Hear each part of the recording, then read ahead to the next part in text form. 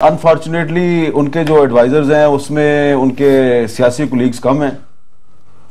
और आपके मीडिया के कुछ लोग वो ज़्यादा हैं जो व्हाट्सएप कॉलों पे नवाज शरीफ साहब के इर्द गिर्द कुछ लोगों को इंस्ट्रक्शन जारी करते हैं और फिर वो नवाज शरीफ साहब को बताते हैं कि जी अब आपको इस तरह करना चाहिए, इस तरह करना चाहिए। तो जो कुछ मीडिया के लोगों ने किंग मेकर बनने का किरदार अदा करने की कोशिश की तो वो नवाज शरीफ को ले बैठे हैं।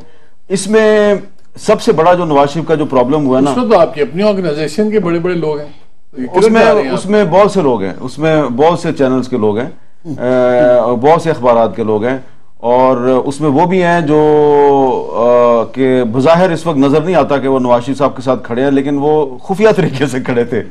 अच्छा, इसमें मौलाना फजलुर रहमान साहब का भी बहुत किरदार है और महमूद खान अचकजई साहब का भी बहुत किरदार है। उन्होंने भी नवाज शरीफ को कहा कि खड़े रहना है और हम आपके साथ हैं। कभी मुझे याद कराइएगा, आदत पड़ गई बुढ़ापे में आप हो जाए ना तो आपको बचपन की बातें यार पुरानी याद रहती हैं। दो बहुत बड़े इस मुल्क के मीडिया के गुरु जो थे उनका एक ग्रुप मैंने भी देखा था जब मैं टेलीविजन में था, किस तरह उन्होंने आके पीटीवी से बहुत सारे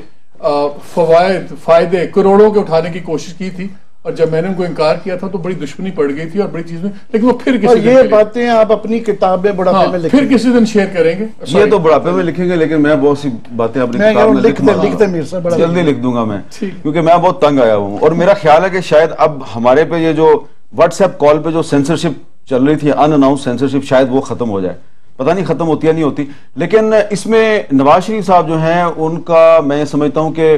पार्लियामेंट्री पॉलिटिक्स जो है वो उनकी उसको बहुत दचका पहुंचा है, लेकिन पीछे रह के अभी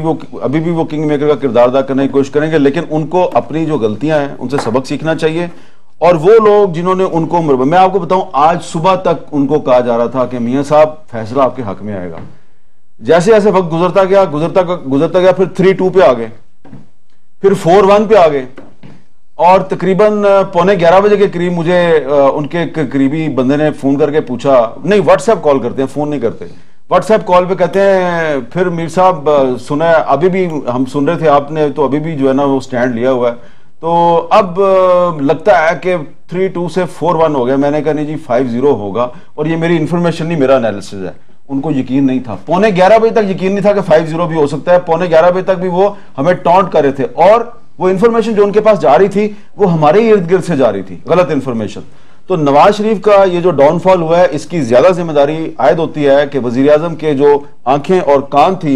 उनको गलत चीजें दिखाई जा रही थी, उनको गलत चीजें सिखाई जा रही थी, उनको वो बताया जाता था जो उनको पसंद है, उनकी मर्जी की इंफॉर्मेशन उनको दी जा रही थी, उनके सामने सच बोलने वाले थे, कान थी, ये आपने मुझे समझ गई कुछ कान थे भी थे और कान थी भी थी। अच्छा, तो आप जिस तरफ इशारा कर रहे हैं